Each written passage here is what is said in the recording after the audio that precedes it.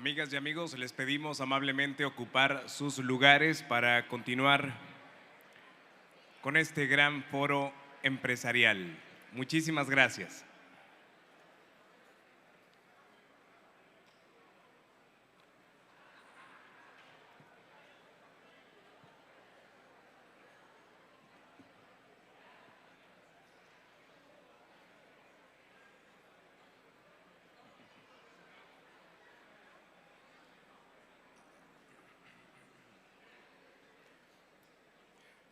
De nueva cuenta, el día de hoy queremos agradecer la presencia y la participación de nuestros patrocinadores que son parte importante, parte fundamental para la realización de este foro empresarial Ideas en Movimiento de Coparmex Sonora Norte. De nueva cuenta también queremos agradecer la participación de todas y todos ustedes. De corazón, muchas gracias por estar aquí. Nos da muchísimo gusto conocer historias de nuevas y nuevos emprendedores, y parte de la esencia de este gran foro es que empresarios jóvenes y empresarios con experiencia se puedan unir y hacer un trabajo en equipo fenomenal. Así que muchísimas gracias. Las y los invitamos a que ocupen sus lugares para presentarles a todas y todos ustedes el tercer conferencista del día de hoy.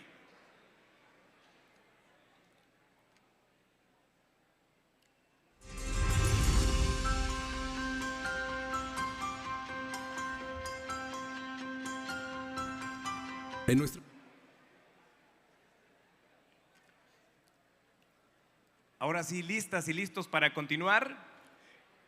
Perfecto. De nueva cuenta, bienvenidas y bienvenidos al Foro Empresarial Ideas en Movimiento de Coparmex Sonora Norte. Después de unos minutos de descanso, de break necesario, vamos a recibir en este escenario al tercer conferencista de este gran programa. Él es especialista en historia y política contemporánea de México y Estados Unidos. Actualmente colabora en Expansión, Foro TV, Radio Fórmula y Gato Pardo. Con un fuerte aplauso recibimos en este gran escenario a Carlos Bravo Regidor.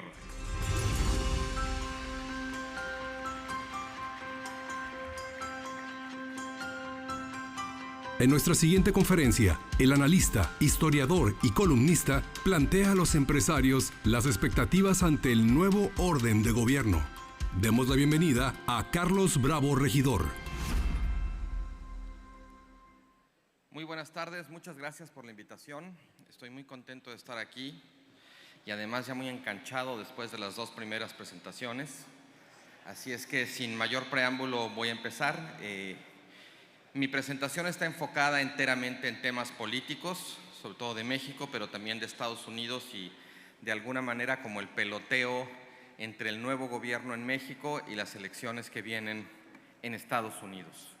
Y quiero empezar un poco ahondando, ya lo mencionaba en su momento Leo, ahondando en el cambio de gobierno en México en las elecciones y en una implicación adicional que tiene que ver con lo que, bueno, yo voy a tratar de justificar, que no es nada más un cambio de gobierno, estamos ante un cambio de régimen.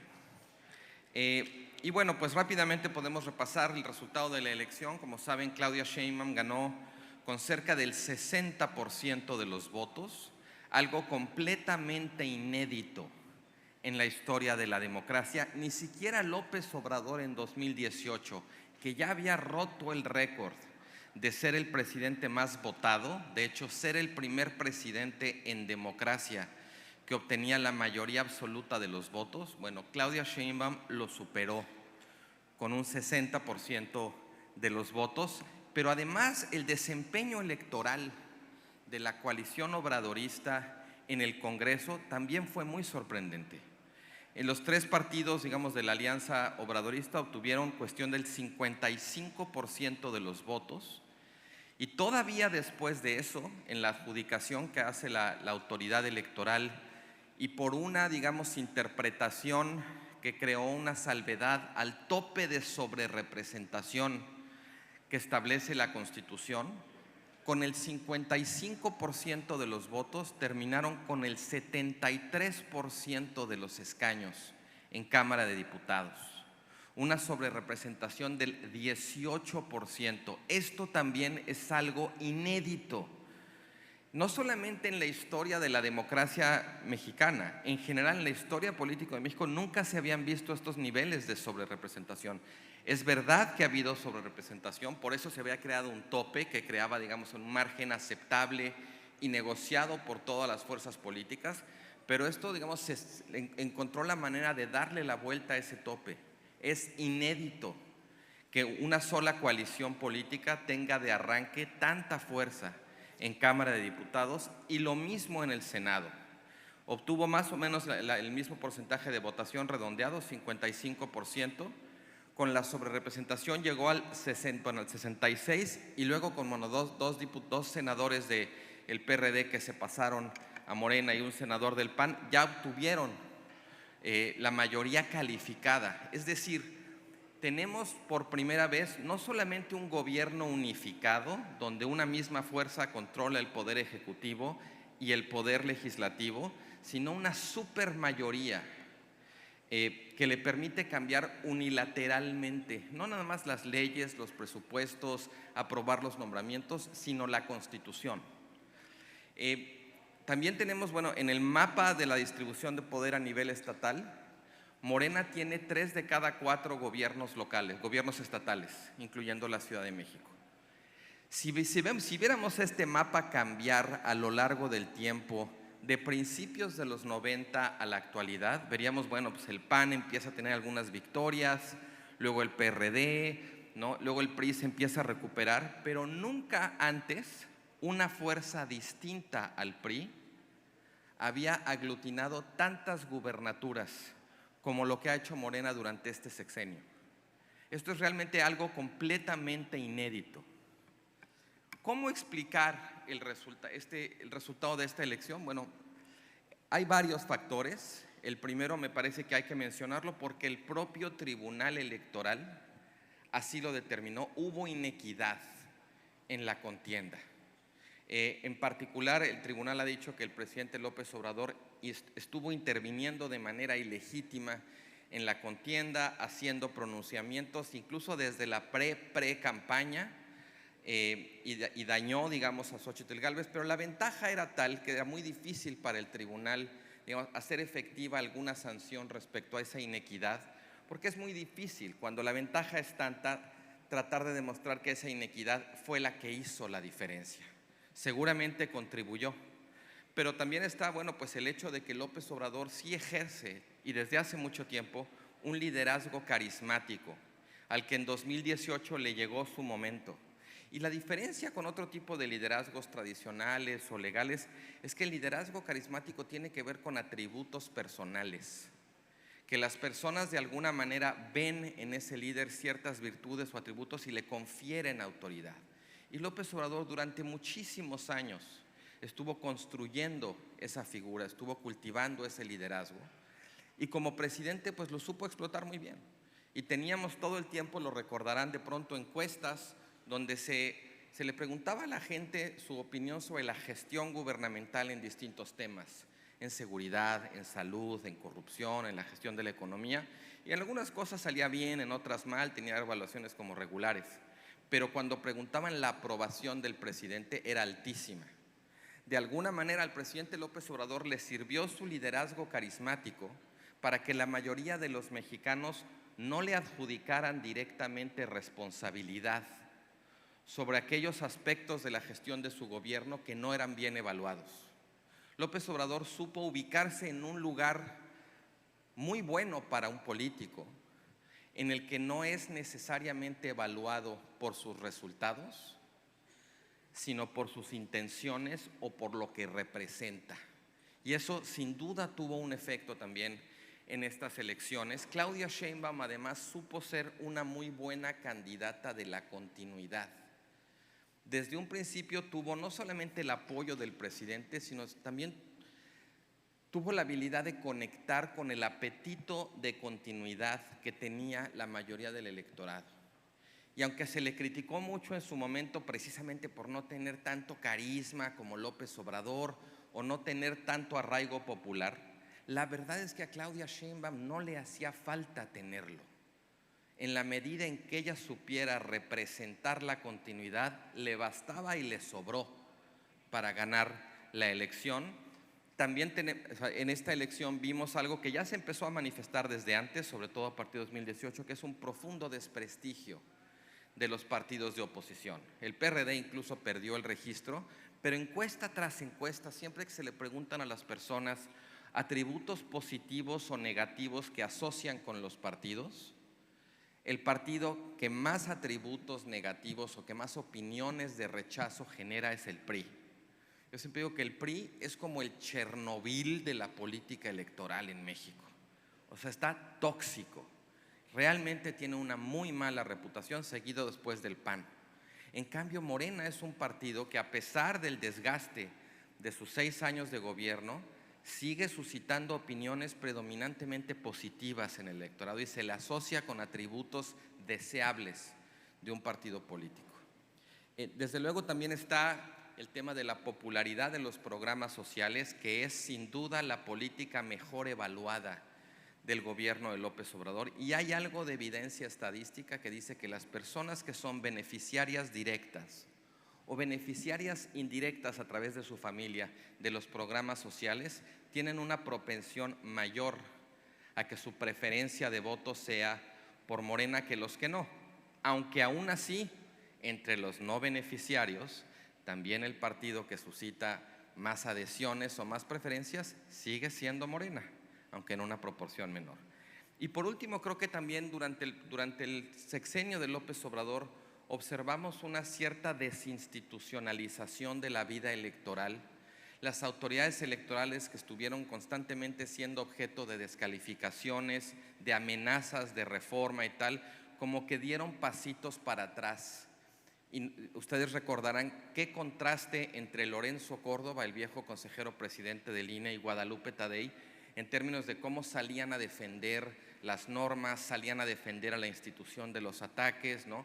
Claramente surtió efecto esa estrategia y después tuvimos autoridades electorales, vamos a decirlo así, un poco más flexibles o un poco menos comprometidas con la defensa de la institucionalidad electoral de lo que estábamos acostumbrados antes. Más allá de esas explicaciones sobre el resultado electoral, yo quiero argumentar aquí con ustedes que lo que tenemos en este momento, lo que estamos viviendo, es un proceso de reconfiguración hegemónica. Por lo general, la gente que se dedica a estudiar los sistemas de partidos es muy cuidadosa a la hora de hacer este tipo de aseveraciones, porque hay que ver varios ciclos electorales para ver si de veras estamos ante el surgimiento de una nueva hegemonía política o solamente como frente a un realineamiento coyuntural del electorado. Pero llevamos ya 3 ciclos electorales, 2018, 2021 y 2024, donde podemos observar pues un creciente predominio de la coalición obradorista, y después de estos últimos resultados pues ya cuesta mucho trabajo seguir siendo escéptico respecto a la posibilidad de que estemos ante el surgimiento y la consolidación de una nueva fuerza hegemónica en el sistema de partidos mexicano. Como les decía, además tenemos otra vez lo que era inédito en la historia de la democracia mexicana, otra vez, como tuvo López Obrador, gobierno unificado. El presidente tiene bancadas mayoritarias en ambas cámaras, en esta ocasión con una supermayoría inédita. De hecho, López Obrador tuvo la extrañísima situación de que el mes en el que tuvo más poder en términos de capacidad de influencia en el Congreso fue su último mes. Normalmente en los sistemas presidenciales, conforme se va acercando el fin del periodo para el que fue electo un presidente, ese presidente va perdiendo poder. En Estados Unidos hay esta expresión que es del lame duck, como el pato cojo, que ya conforme se va acercando el final, pues la gente ya no le llama a él. La gente que tiene algún asunto le llama al sucesor o a la sucesora porque está proyectando en el tiempo, digamos, su asunto, sus conflictos, lo que sea. Dice, no, pues es que este que se vaya no lo va a atender.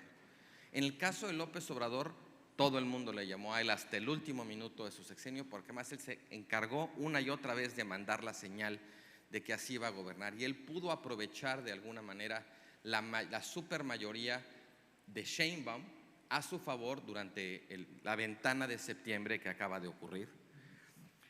También como parte de esta reconfiguración tenemos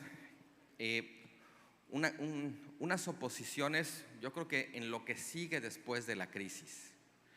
Durante el sexenio de López Obrador, a pesar de todo lo que se criticó respecto a las oposiciones, en términos de cómo gestionaron su relación con el gobierno a partir de las posiciones que tenían, las oposiciones fueron exitosas.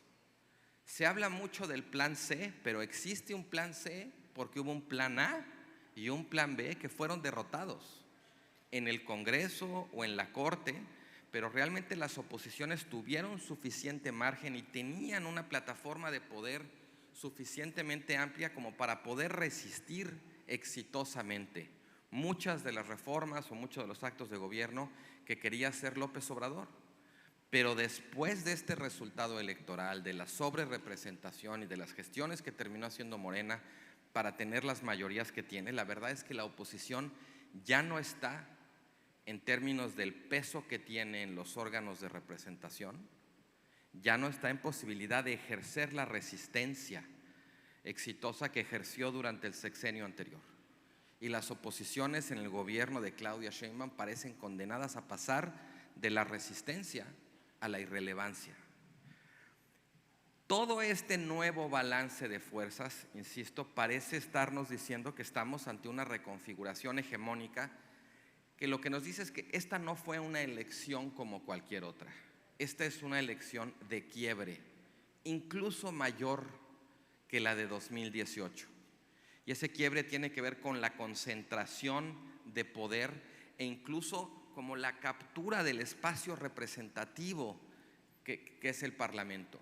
¿No? México tiene un sistema electoral mixto. Algunos diputados y senadores se eligen por el principio de mayoría relativa y otros por el principio de representación proporcional, precisamente con la intención de que los partidos que no ganen grandes mayorías, de todas maneras tengan representación dentro del Congreso para que esté ahí esa pluralidad política. Con este resultado, esa intención que gobernaba de alguna manera el sistema electoral mexicano quedó completamente anulada. El hecho de que entre 40 y 44% del electorado que no votó por el obradorismo, su representación sea menor a 1/3, implica un cambio radical en la democracia mexicana, que de hecho nos obliga a ser conceptualizado como un cambio de régimen. México pasa de ser una democracia a ser lo que la ciencia política denomina un régimen híbrido, ¿no? Es un término deliberadamente ambiguo. ¿Por qué híbrido? Porque combina aspectos de la democracia con aspectos propios de regímenes autoritarios. Sigue siendo un régimen democrático en la medida de que la distribución de poder emana de la voluntad de la mayoría, que tiene su legitimidad pasa por las urnas, hay una legitimidad electoral allí, pero es autoritario en la medida en que por la concentración de poder en la que desembocó la elección y luego la sobrerepresentación, ese poder empieza a poder ejercerse sin límites. Democracia es gobierno de la mayoría, pero poder sin límites es autoritarismo. Y estamos en una situación que combina ambos factores, por eso se le llama un régimen híbrido. Si vemos además las prioridades legislativas y las principales reformas que a partir, digamos, de este último semestre, ni siquiera año, ha impulsado la coalición oficial, lo que vemos es que son reformas cuya lógica claramente es consolidar esa nueva hegemonía. La reforma judicial, ya lo explicó Leo, no voy a ahondar en eso, tiene una clara intención de desactivar al Poder Judicial como una fuente de contrapeso al poder de la coalición oficialista, sea en la figura del Poder Ejecutivo o en el Poder Legislativo. Vemos también la intención de eliminar organismos autónomos que se encargaban de garantizar el acceso efectivo a derechos, a la información pública, a la transparencia, a la protección de datos personales, que también ejercían labores muy sustantivas de regulación en materia de competencia económica o de energía, o también organismos que se encargaban de producir evaluaciones muy solventes en términos técnicos de política pública en materia educativa o de política social. Y por último, como parte de esa agenda de reformas estaba toda una intención de cambiar la institucionalidad electoral, ¿no? De meterle ya mano, digamos, a la arquitectura interna del INE, del tribunal, quitar digamos, a los legisladores plurinominales, ¿no? Todo eso, si lo vemos así por separado, pues no, quizás no tenga tanto sentido como si lo vemos todo junto. Es muy clara cuál es la racionalidad, digamos, en términos de consolidar esa nueva hegemonía y ya hacer pues muy efectivo el cambio de régimen.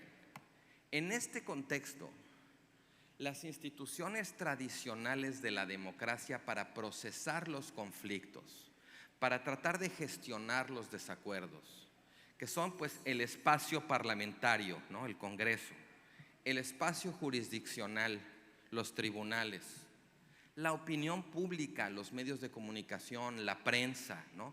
O las elecciones. Al final, bueno, pues no nos podemos poner de acuerdo, vamos y que la gente decida quién tiene suficiente poder para tomar las decisiones o cómo nos vamos a distribuir en términos de posiciones relativas para negociar.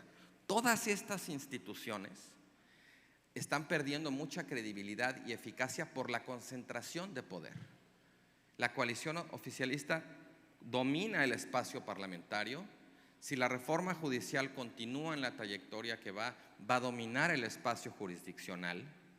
No tengo que contarles lo que es, digamos, obvio que está pasando en los medios de comunicación y en la prensa, donde lo que Kennedy llamaba como la cualidad abrasiva del periodismo ha disminuido muchísimo, ¿no? La crítica se ejerce de pronto cada vez como con más cuidado, ¿no? O vemos de pronto ya, digamos que la tónica es pues más bien amable o amigable con el gobierno. Incluso, si lo recuerdan, en sus orígenes el término chayotero se refería a la prensa que de alguna manera estaba vendida al gobierno. Y hoy en día, o sea, las cosas han cambiado tanto que se les dice chayoteros a los medios o a los periodistas independientes que critican al gobierno, ¿no? Y bueno, pues las elecciones, como vimos claramente, lo que arrojan es mayor poder a esa coalición. Todas estas instituciones que en democracia sirven para canalizar el conflicto están de alguna manera taponadas. Y una pregunta importante respecto a cuál va a ser el carácter de el régimen de esta nueva hegemonía será por dónde se va a canalizar, por dónde se van a procesar los conflictos cuando estas instituciones ya no desempeñan ese papel que desempeñan cuando estamos en una democracia. Esto va a implicar otra forma de hacer política. ¿Y a qué me refiero? En una democracia, lo que algunos llaman la industria de la persuasión, de la negociación, ¿no? Del argumento público, de la deliberación, es muy importante. Hay quienes incluso definen la democracia como el gobierno de la opinión pública, ¿no?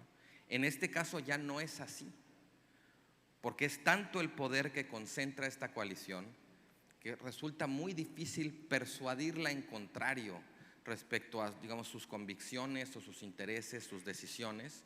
Lo estamos viendo casi que mientras les estoy hablando con la reforma judicial. Hay un montón de argumentos técnicos muy solventes sobre los problemas que acarrea esta reforma y la coalición mayoritaria parece de alguna manera impermeable a todos esos, digamos, intentos de persuasión en contrario. Para decirlo en una frase, esta nueva forma de hacer política también va a implicar mucho menos litigio y mucho más cabildeo. Ahora, me voy a pasar a Estados Unidos, ahorita regreso a México, pero también no voy a ahondar mucho porque Leo ya habló de varias, aunque Leo y yo tenemos fuentes distintas. Él estaba usando el agregador de encuestas de Real Clear Politics y yo uso el de Nate Silver y tienen algunas diferencias interesantes.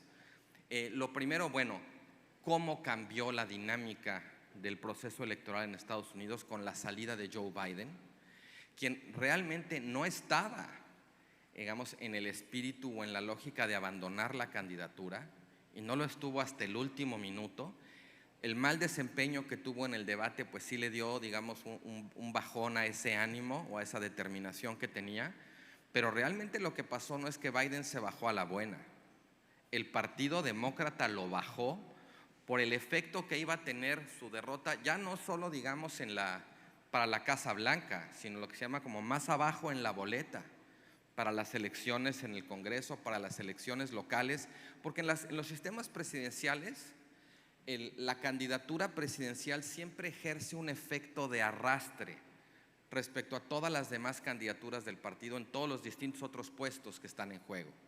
Y la caída que estaba teniendo Biden implicaba que ese arrastre ya no lo iban a ver los demócratas, ¿no? Entonces, bueno, es muy impresionante realmente lo que logró hacer el Partido Demócrata respecto a un presidente en funciones. Bajarlo de la boleta, impedir que se desatara una suerte como de guerra civil dentro del partido para tratar, digamos, de ocupar esa candidatura que quedaba vacante, y cómo en cuestión de un mes Kamala Harris se volvió una candidata más competitiva que el presidente en funciones. No es que Kamala Harris ya vaya a ganar, no, pero es que hay competencia, tiene posibilidades que con Biden ya se veían, la verdad, bastante escuetas o escasas. Ahora, como también ya lo decía Leo, el tema no son necesariamente las encuestas de intención de voto a nivel nacional, porque Estados Unidos es esta rarísima democracia que tiene la peculiaridad de contar con una institución intermedia entre la voluntad popular y el resultado de la elección, que se llama el colegio electoral. Es una democracia en la que el segundo lugar puede ganar, porque no se trata de ganar más votos, sino de tener más asientos en el colegio electoral. En este mapa pueden ver, digamos, los estados en azul son los que ya se asumen que van a ganar los demócratas porque es muy amplia o muy consistente su ventaja. Ahí los estados rojos son los que ya se dan por perdidos para los republicanos, y los que aparecen como en café son estados donde no está todo tan definido. Desde luego hay estados que se inclinan más que otros, ahorita vamos a ver una gráfica de eso, pero ahí pueden ver los nombres de esos estados y el número de asientos en el colegio electoral que representa cada uno. Ese número está asociado en buena medida con el tamaño de la población. Entre más población hay en un estado, mayor el número de asientos que tiene en el colegio electoral. Son 178 asientos de cuestión de 11 estados que se consideran más o menos en disputa.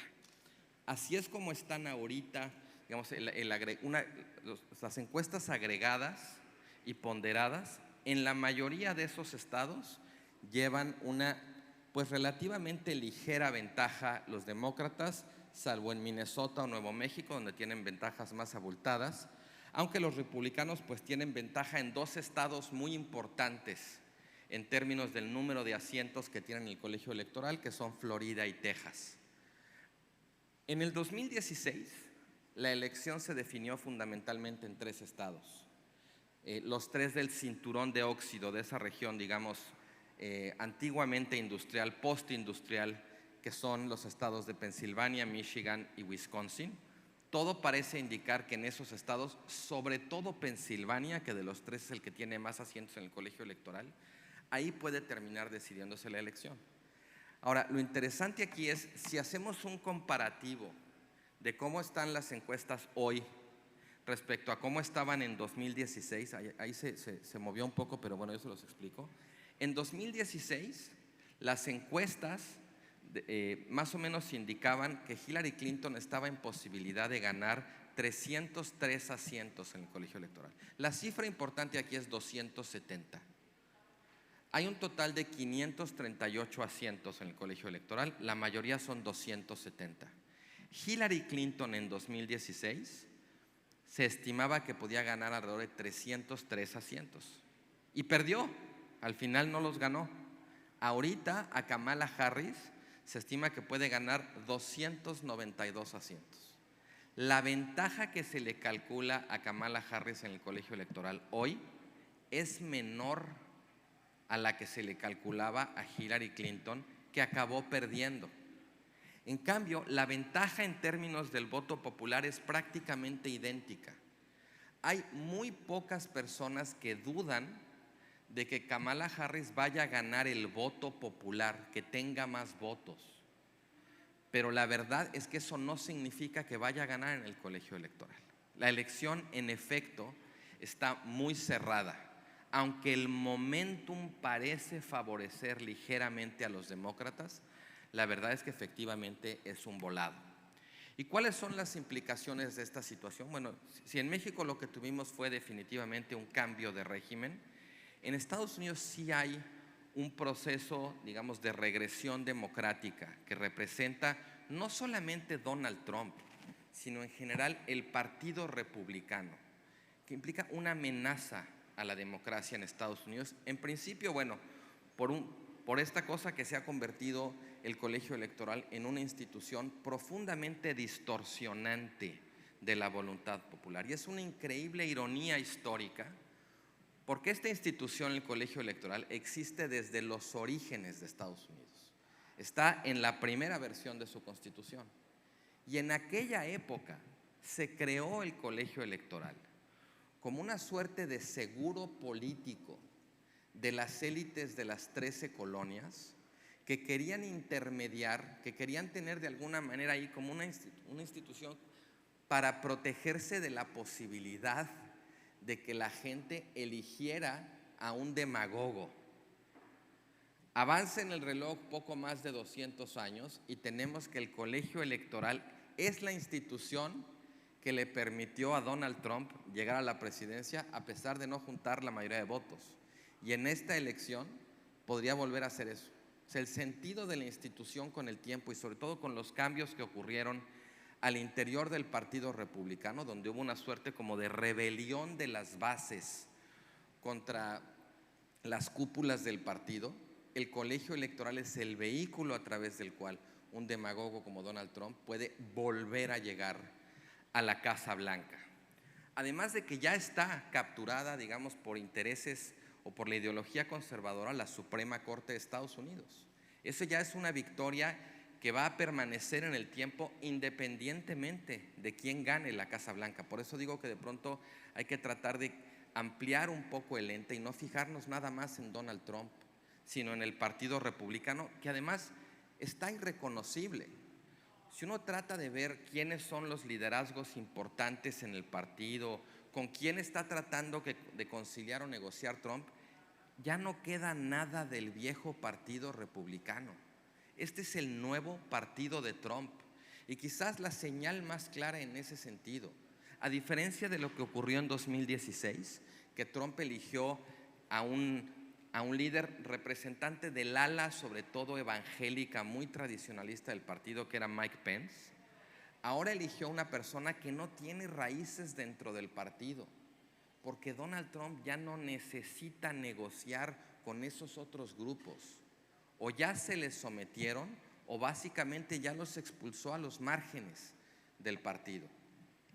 Y bueno, por último, digamos, como parte de esta amenaza de regresión democrática, está el hecho de que desde el año 2000 hay un montón de estudios y de proyecciones que dicen que la evolución del cambio demográfico en Estados Unidos favorece a los demócratas. ¿Por qué? Porque van a crecer las minorías y van a aumentar, digamos, su posición relativa a la mayoría blanca. La mayoría blanca se va a hacer cada vez más chiquita comparado con cómo va a crecer la minoría, digamos, latina, la minoría afroamericana, la minoría asiática, de la que casi no se habla, pero que también es muy importante. De las tres, de hecho, es la más demócrata, ¿no? Entonces, conforme crecieran las minorías, la configuración de la sociedad estadounidense iba a ser más favorable para los demócratas.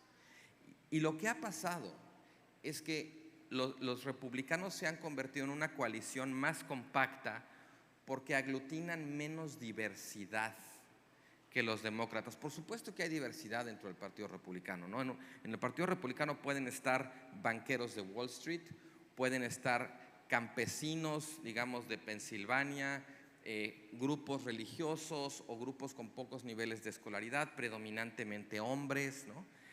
Esa es más o menos la composición de la coalición republicana, digamos, ahora con Trump. En cambio, en el Partido Demócrata, hay gente que tiende a tener un nivel de escolaridad mayor, pero también la gente más pobre suele ser más demócrata. Hay mujeres activistas feministas, hay también, digamos, la gente de Black Lives Matter, ¿no? Izquierdas muy radicales, por ejemplo, muy críticas de Israel, muy pro Palestina, pero también un establishment, digamos, de toda la vida, ¿no? Que representan, por ejemplo, los Clinton o ahora los Obama. O sea, el Partido Demócrata tiene a su favor la demografía, el cambio demográfico, pero tiene en su contra la necesidad de administrar una coalición mucho más diversa y en muchos sentidos más conflictiva hacia el interior que los republicanos. Y los republicanos, digamos, en la medida en que realmente pues, es muy difícil llevarle la contraria al cambio demográfico, por lo que han optado, en lugar de revisar sus posiciones para tratar de pues, cerrarle el ojo o coquetearle a esas nuevas minorías que con el tiempo se van a hacer más grandes, por lo que está optando el Partido Republicano más bien es por una estrategia de manipulación institucional, por tratar de ponerle restricciones al voto de minorías que tenderían a votar demócrata, o por darle a ciertas autoridades a nivel local, sean a los gobernadores o a los congresos locales, facultades para echar atrás los resultados de una elección que no les favorezcan. O sea, aquí lo que tenemos es un partido que se ve favorecido por el cambio demográfico contra un partido que está tratando de intervenir, de manipular las instituciones de la democracia para que ese cambio demográfico no se convierta necesariamente en un cambio político que favorezca a sus rivales. Me regreso ahora a México. Ya pasó la elección, ya vimos cuáles son algunas de las causas que le explican, y me voy a detener un poquito en qué podemos esperar políticamente del gobierno de Claudia Sheinbaum. Hay mucha discusión, ya lo anunciaba Leo también, sobre la posibilidad de que estemos en la antesala de otro maximato, ¿no? El maximato se refiere a este periodo en la historia de México entre 1928 y 1934, donde hubo 3 presidentes, más o menos duraron 2 años cada uno, pero el jefe máximo, Plutarco Elías Calles, que era el fundador y quien controlaba al abuelito del PRI, al Partido Nacional Revolucionario, era el que realmente mandaba, ¿no? Incluso hay la leyenda de esta pinta en Palacio Nacional que decía: aquí vive el presidente, pero el que manda vive enfrente. Hay un poco cierta mitología sobre el maximato, porque ninguno de esos 3 presidentes era un mero títere de Calles, ¿no? Desde luego Calles tenía mucho poder porque él pues, era la fuerza más importante dentro del partido, pero también tenía que batallar, tenía que negociar. O sea, no era nada más como su soberana voluntad y todos los demás se plegaban, y menos después de una época de tanta efervescencia política como era la Revolución Mexicana. De hecho, lo que explica que Calles al final haya sido pues básicamente expulsado del país por Lázaro Cárdenas, digamos quien fue electo en 1934, no es nada más la habilidad política que tuvo Cárdenas, que desde luego la tuvo, sino también el desgaste que ya cargaba consigo Calles después de 6 años de maximato. Y esto es importante decirlo también porque de pronto hay esta cuestión justo de que López Obrador va a mangonear a Claudia Sheinbaum. Desde luego López Obrador es una fuerza con la que ella va a tener que lidiar por el liderazgo carismático que tiene y que sigue teniendo a pesar de haber dejado la presidencia. Es el fundador, es el jefe máximo de Morena. Morena es un partido obradorista, ¿no? La gente que vota por Morena se reconoce como un pueblo obradorista, que quieren un proyecto obradorista. Desde luego que hay ese factor, pero la presidencia de la República también tiene su valor, y aunque el status quo en este momento favorezca a López Obrador por todo el cerco que construyó alrededor de Claudia Sheinbaum, el tiempo probablemente la favorezca a ella, porque el tiempo es incertidumbre. Y por mucho que López Obrador tenga leales en Cámara de Diputados, en los gobiernos de los estados, en el Senado, en el partido, en el gabinete, esas lealtades no están escritas en piedra. Y si algo tienen los políticos es un olfato muy desarrollado, no nada más respecto al poder, sino al futuro. Muchos políticos de Morena no eran obradoristas en 2006, ni eran obradoristas en 2012, ni siquiera algunos eran obradoristas en 2018, ¿no? Los políticos al final son empresarios del poder y se mueven a donde están las oportunidades. Si Claudia Sheinbaum de alguna manera tiene políticas que impliquen cambio respecto a lo que hizo López Obrador y sabe administrar ese cambio y lo vende retóricamente al interior de su coalición como una forma de continuidad, y López Obrador no respinga, es perfectamente factible que poco a poco el poder o la fuerza con la que está construido ese cerco alrededor de ella pudiera ceder. No va a pasar de golpe, no va a pasar respecto a todo, pero 6 años es muchísimo tiempo.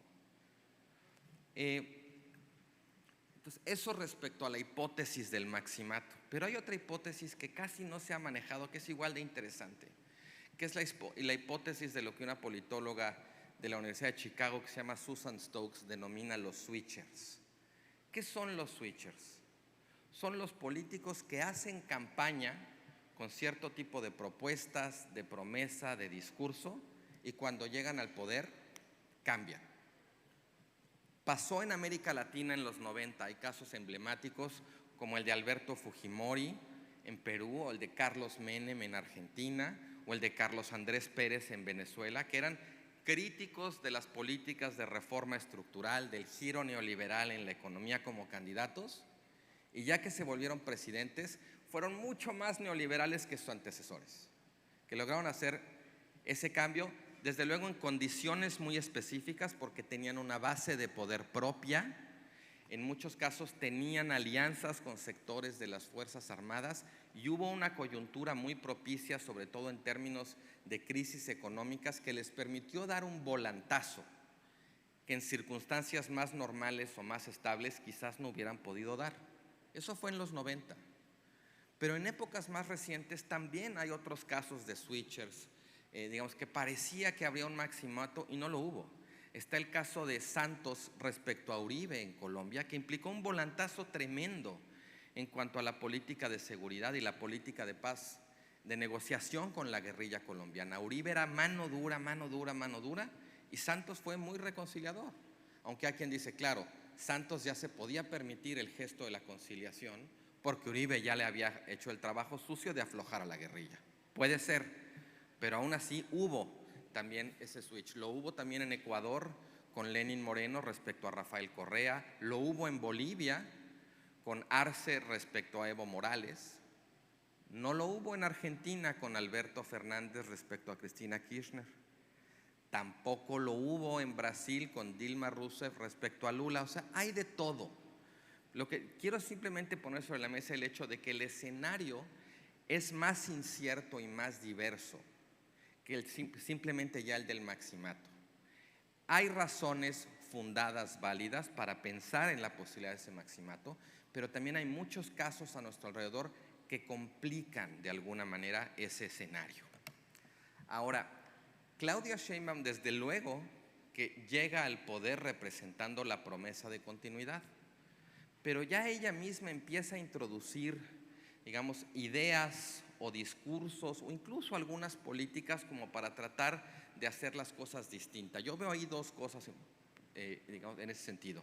La primera es un cierto matiz tecnocrático, en el caso de Claudia, que tiene que ver con su formación como científica, con ser alguien que al menos retóricamente se precia de tomar en cuenta la evidencia, cosa que nunca hizo López Obrador. Y la segunda es este tema del liderazgo femenino, ¿no? Que puede ser real o puede ser simplemente una manera de hacer de la necesidad virtud, dado que tiene un liderazgo masculino con el que tiene que lidiar, que es el caso de López Obrador. Pero estos son como pequeños detalles. Ya hizo una propuesta de muchas reformas para, digamos, fortalecer los derechos de las mujeres, la paridad, combatir la violencia de género, ¿no? Empieza a ver ahí como esos pequeños destellos. Es muy pronto, también estamos en una etapa como dicen en la Fórmula 1, la silly season, donde todo el mundo está interpretando y sobreinterpretando cualquier señal, ¿no? Si el piloto de una escudería saludó al coach de otra, ya se empieza a decir se va a mover para allá, y a veces no, solamente iba pasando por ahí y lo saludó. O Claudia Sheinbaum tenía que dar un discurso de 1 hora y pues con algo lo tenía que llenar, entonces pues hace guiños ahí a distintas personas y ya todo el mundo está buscando el guiño que los va a rescatar. Si es sensible respecto a los intereses empresariales, quién sabe. En realidad es muy pronto y además pues sabemos que los políticos hablan y muchas veces dicen cosas y que el lenguaje político no está diseñado para decir la verdad. Está diseñado para persuadir, para manipular. A veces corresponderá con lo que hacen, pero a veces no. Si hubiera que de alguna manera resumir la fórmula de la situación en este momento respecto a cómo empieza Claudia Sheinbaum, yo diría que es un gobierno que empieza con mucho poder, pero poco dinero.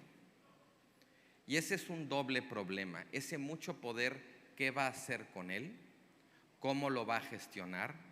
Y dos, ¿cómo haces eso cuando tienes poco dinero? A lo mejor trata de usar ese poder para tener más dinero, pero este es un momento importante, más allá de las sobreinterpretaciones, porque aquí vienen las primeras apuestas, ¿no? Los famosos 100 días o las victorias rápidas. También va a haber coyunturas inesperadas, incontrolables, que también, digamos, obliguen a definir el rumbo.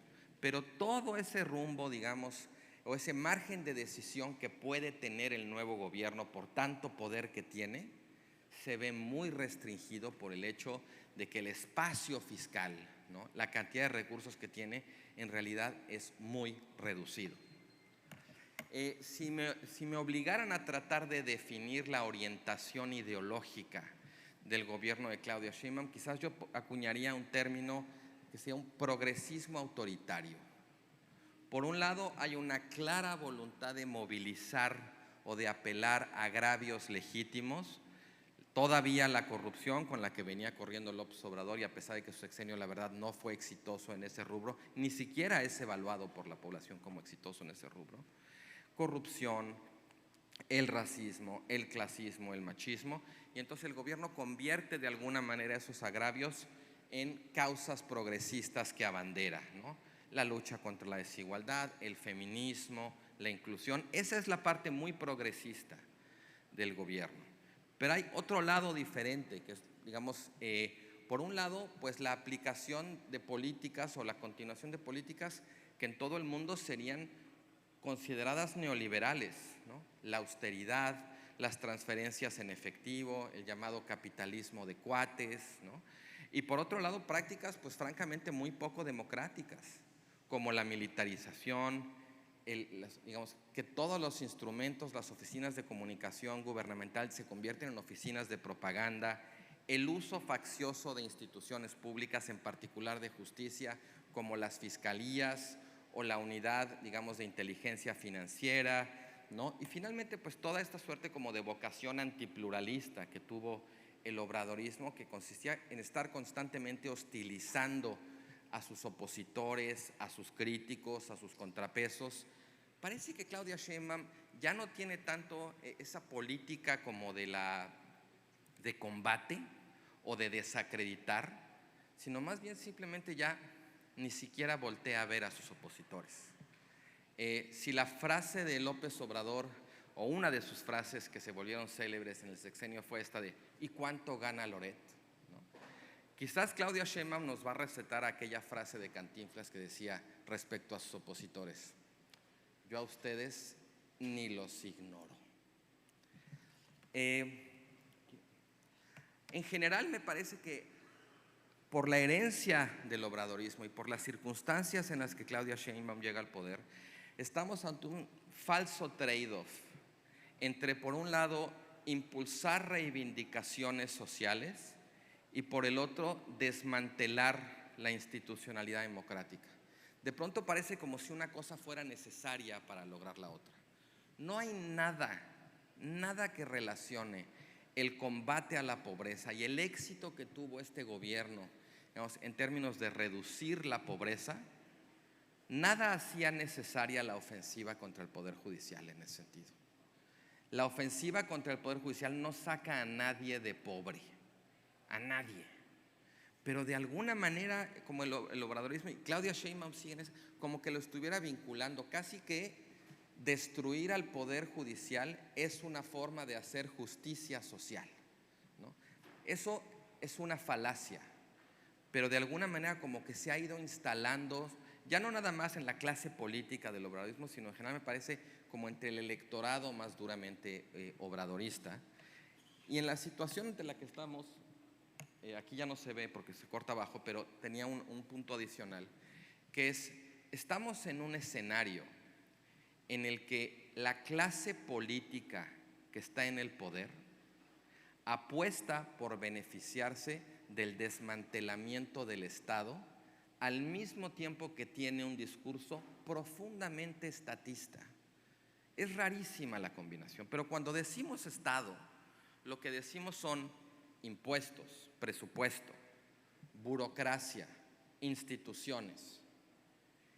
Y la clase política obradorista dice querer Estado, pero constantemente está menoscabando eso, ¿no? Hay toda esta estigmatización del servicio público, de la burocracia, como ese elefante reumático que nada más estorba, que nada más entorpece las decisiones, la política de austeridad, no, aquí se gasta mucho dinero, no hay que hacer eso. Son demasiadas instituciones que no sirven para nada. O sea, con una mano nos están diciendo que ellos quieren reivindicar lo público y luchar contra el neoliberalismo, pero con la otra mano están debilitando al Estado y teniendo políticas que son perfectamente susceptibles de ser consideradas neoliberales. Moviéndonos otra vez a Estados Unidos, ¿qué podemos esperar respecto a Harris o a Trump? No me voy a detener ya demasiado porque sobre todo Ildefonso ya habló bastante de eso, pero digamos, obligado a resumir, yo diría que hay tres grandes temas: seguridad, migración y comercio, y que tanto en seguridad como en comercio lo que podemos esperar es un endurecimiento respecto a México. O sea, es verdad, y creo que lo dijo Leo, que bueno, nos asusta tanto Trump que como que respiramos aliviados ante la posibilidad de que pueda ganar Kamala. Y sí, desde luego que Trump representa, digamos, una amenaza de otro calibre, pero eso no quiere decir que Kamala Harris vaya a ser amiga de México. Y eso tiene que ver no con Kamala Harris, sino con el lugar que México ha terminado ocupando en la política electoral norteamericana. Ahorita voy a hablar un poquito más de eso. En términos de inmigración, creo que sí podemos esperar una diferencia importante, porque el Partido Demócrata al que pertenece Kamala Harris intentó 2 veces durante el periodo de Joe Biden hacer una reforma migratoria y sobre todo una reforma en la frontera para atender ese tema. Y esos 2 intentos fracasaron porque el Partido Republicano encabezado por Donald Trump los boicoteó. A Donald Trump no le convenía una reforma que de alguna manera estabilizara o metiera la frontera bajo control. Entre más fuente de problema, de escándalo o de pánico moral sea la frontera, mejor para Donald Trump. Entonces, con Donald Trump, ¿cuál es el tema favorito de Donald Trump respecto a la migración? Las deportaciones. En cambio, Kamala Harris habla, por un lado, de hacer una reforma migratoria y por otro, ejercer un mayor control fronterizo. Ella quiere las 2 cosas. Ahí sí podemos esperar una diferencia. Con respecto a la CAL, desde luego, a México le convendría más Kamala Harris que Donald Trump.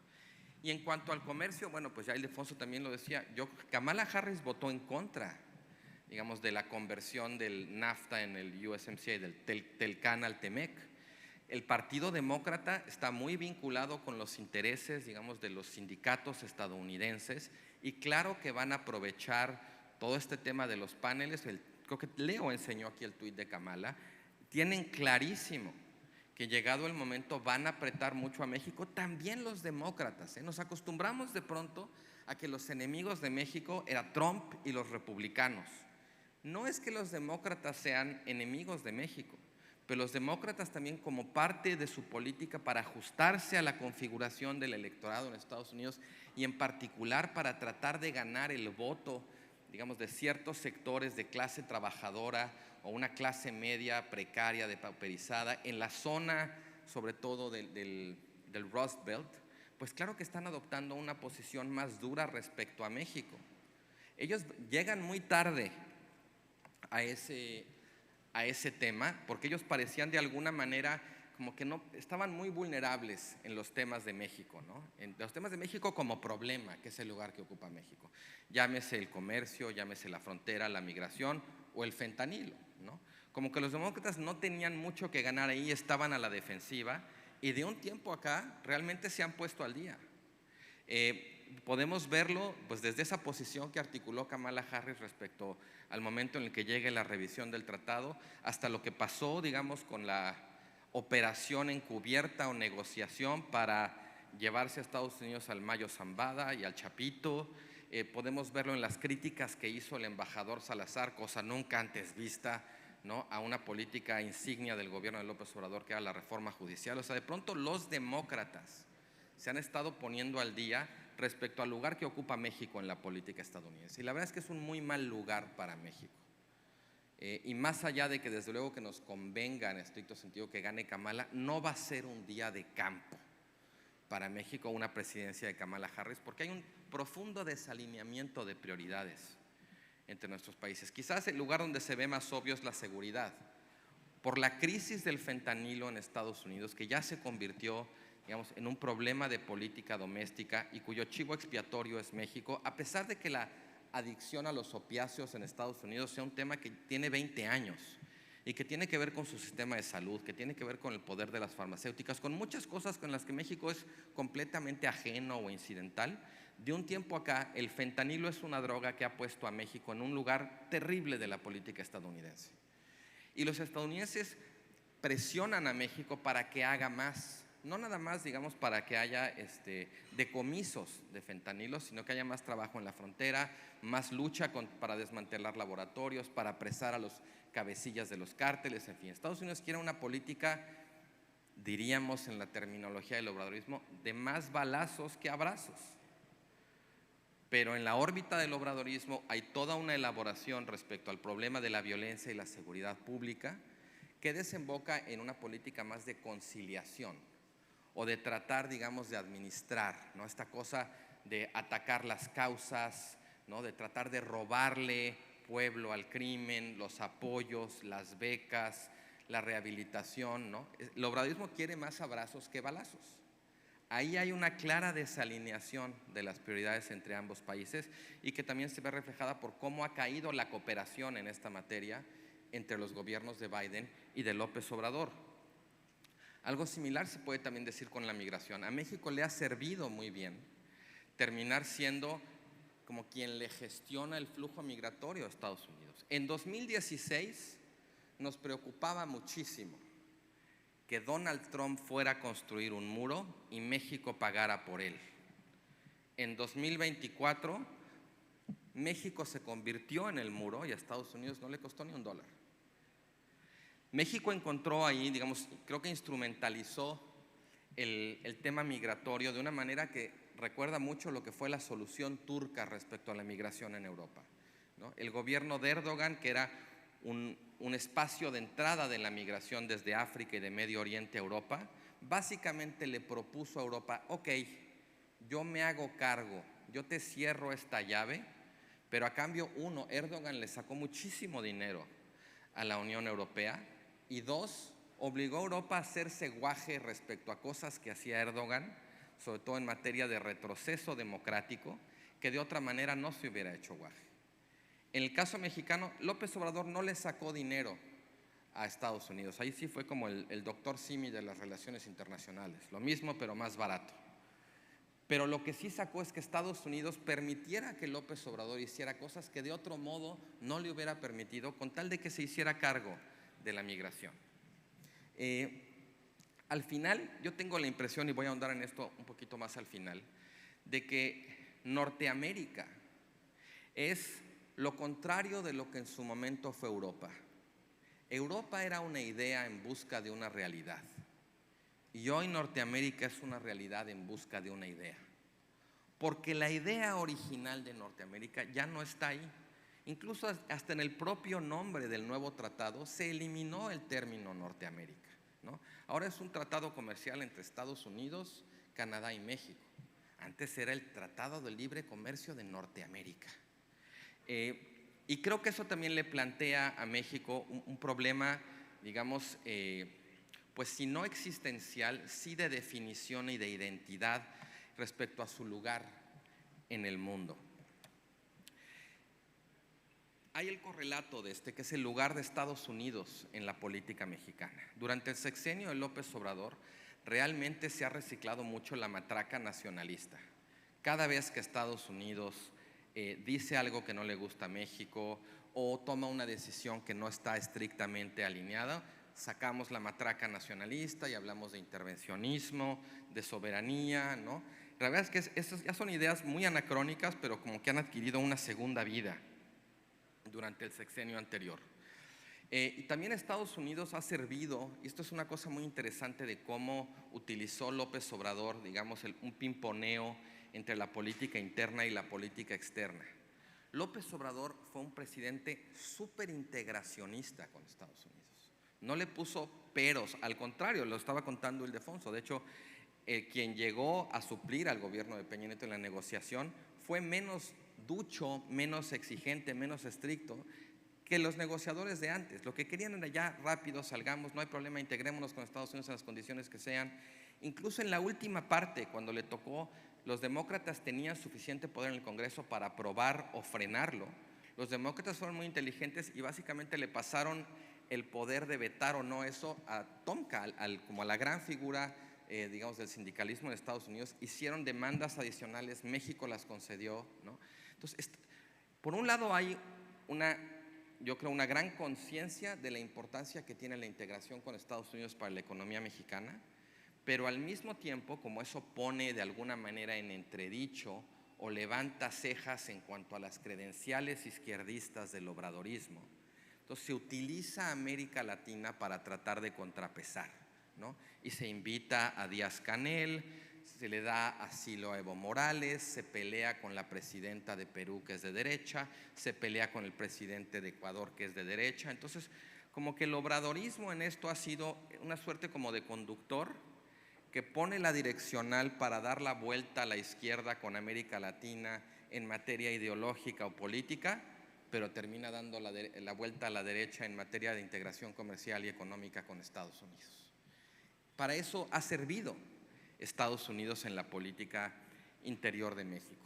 No tenemos, en general, teorías sobre la desintegración de los bloques políticos o comerciales. Se ha escrito mucho sobre la integración europea, sobre la integración norteamericana, pero esto que les decía de pronto de que Norteamérica parece una realidad en busca de una idea, tiene que ver, digamos, no con lo que pasa cotidianamente, sino cuál es el horizonte de futuro de esa apuesta que hizo México en los años 90. Porque era una apuesta muy completa, que no implicaba nada más la asociación o la sociedad comercial con Estados Unidos y Canadá. Tuvo mucho que ver también con la creación de un poder judicial más funcional, más profesionalizado. Tuvo que ver con el proceso de transición a la democracia. Tuvo que ver incluso Norteamérica con cuál era el modelo de inserción de México en la globalización. Y en ese entonces había una premisa que era: México se inserta mediante el hecho de que es un país atractivo porque los costos de producción acá son más bajos. Y de un tiempo acá, eso ha empezado a ser crisis, o a ya no ser, digamos, un supuesto que todo el mundo acepta. Incluso en la renegociación del tratado y en estas cláusulas o esta presión que se ejerce en Estados Unidos para que suban los salarios en México o para que aumente, digamos, los derechos de los trabajadores a organizarse y que se respeten más sus derechos, ahí se está poniendo en entredicho también si Estados Unidos quiere que México siga siendo atractivo en los términos en los que lo era en los 90.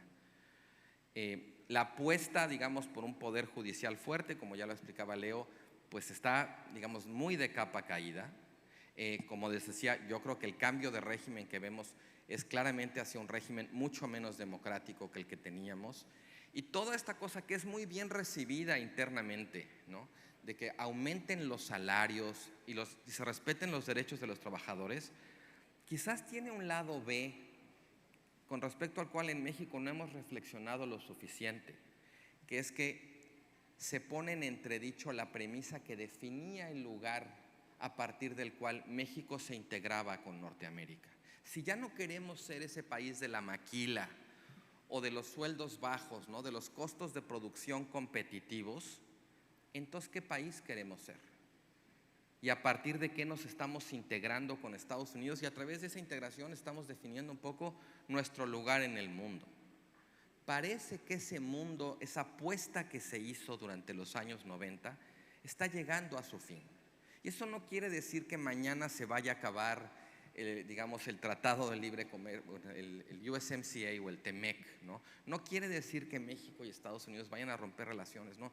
Estoy hablando como en cierto sentido hay una inercia, una fuerza inercial que históricamente empujó a México en esa dirección, que de pronto está perdiendo potencia. No estamos solos en eso, también está pasando en Europa. El proyecto de la integración europea ha perdido muchísimo gas allá, en buena medida por la mala gestión del problema migratorio en Europa, ¿no? Donde hay partidos políticos que han sabido de alguna manera representar el descontento de las poblaciones europeas respecto a la migración, y que suelen ser partidos pues mucho más euroescépticos que los demás. Aquí termino, pero encantado de escuchar sus preguntas y comentarios. Muchas gracias.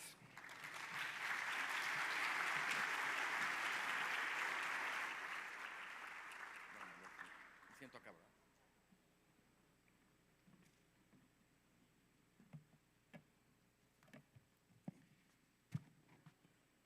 Muchas gracias, Carlos Bravo, por ser partícipe de este foro empresarial. Otro fuerte aplauso, por favor, para Carlos Bravo. Gracias por acompañarnos el día de hoy. Y bueno, ya nos están llegando por acá un par de preguntas, mi estimado Carlos. La primera, ver la posibilidad de poder explicar de una mejor manera el significado de una frase que se mencionó, que en el nuevo régimen político de México se necesitará menos litigio y mucho más cabildeo en términos prácticos para resolver las necesidades y demandas de los empresarios y de la sociedad civil. Sí, bueno, a lo que me refiero fundamentalmente es a que por mucho tiempo pues era a través de las instituciones tradicionales, en muchos casos del derecho, ¿no? Donde si tenías un problema con el gobierno, pues litigabas, ¿no? Y de alguna manera al apostar por el litigio estabas confiando, estabas expresando que la independencia del Poder Judicial te era creíble, ¿no? Y que te ibas a pleito con el gobierno. Yo creo que eso, si la reforma judicial pasa como está planteada, dejará de pasar, ¿no? Y lo que habrá que hacer ya no es litigar contra el gobierno, sino cabildear con el gobierno. Porque probablemente, como les decía, si todas las instituciones tradicionales de la democracia, diseñadas para gestionar el conflicto, están taponadas, el conflicto es como el agua. Si no puede pasar por un lugar, va a encontrar por dónde pasar. Uno de los lugares a los que puede desplazarse el conflicto es al interior de la propia coalición obradorista. Y que la gente que antes pues, son unos empresarios ahí con vínculos con el PAN, pero pues tienen interlocución con el PRI, etcétera, todos empiezan a buscar interlocución adentro de la coalición gobernante, porque digamos, los empresarios, la sociedad civil, o sea, todos los sectores, más allá de sus convicciones o sus preferencias ideológicas, tienen problemas que necesitan resolver. Y si no lo puedes resolver yendo, digamos, al Congreso, ¿no?, buscando a tu diputado, a tu senador, ¿no?, o litigando en tribunales, o armando un escándalo en la opinión pública, ¿no?, pues ¿qué haces? Vas a buscar entre las personas que pueden tomar decisiones o que tienen cierta capacidad de influencia que te ayuden a resolver tu problema. Vas a tratar de cabildear allá adentro en lugar de litigar en contra. Otro lugar hacia el que se puede desplazar el conflicto también, y creo que vimos quizás como una vislumbre del futuro en ese sentido, en las protestas que hubo el día que se aprobó la reforma judicial, lo recordarán, había una protesta fuera del Senado y hubo un momento incluso en el que los manifestantes ingresaron al Senado y obligaron a los senadores a buscar una sede alterna para sesionar, ¿no? Si tú no puedes resolver mediante las instituciones tradicionales, pero tampoco encuentras interlocución adentro, pues te queda la protesta, te queda la movilización, te queda la calle. Entonces, Pues a eso me refería un poco con esto de menos litigio y más cabildeo. Muchas gracias, Carlos. Segunda y última pregunta. ¿Crees que se va a deslindar Claudia Sheinbaum de Andrés Manuel López Obrador? No. Contundente la respuesta. Deslindar, no. Es más, déjenme decirles por qué. De pronto parecemos muy preocupados por el hecho de que López Obrador no vaya a dejar a Claudia Sheinbaum gobernar. Yo creo que la principal preocupación de Claudia Sheinbaum no es esa, sino que ella no tiene suficientes riendas propias, suficiente arraigo, suficiente liderazgo para gobernar sin él. Entonces, no creo que se vaya a deslindar. Yo creo que poco a poco con el tiempo puede empezar a encontrar ciertos espacios como de posibilidad, de autonomía, de redefinición, pero esos espacios van a formularse siempre en clave de continuidad, aunque impliquen cambios radicales. Muchas gracias. De esta manera culmina la participación de Carlos Bravo Regidor, a quien le agradecemos enormemente su asistencia a este gran foro empresarial.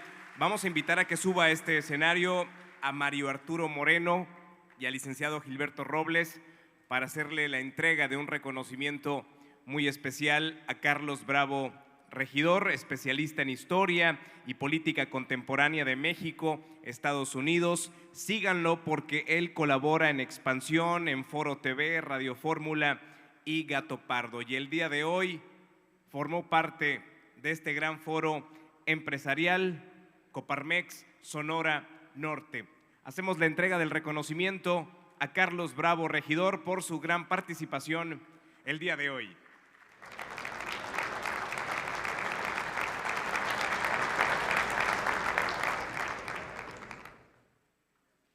Muchas gracias, muchas gracias. De nueva cuenta, gracias a nuestros patrocinadores, parte fundamental de este foro empresarial. Les recordamos que a través de las distintas pantallas que tenemos el día de hoy va a aparecer el código QR, número de WhatsApp, donde ustedes pueden enviar sus preguntas con toda confianza. Muchas gracias a Carlos Bravo Regidor, gracias también a Mario Arturo Moreno y al licenciado Gilberto Robles Bustamante. Y bueno, amigas y amigos,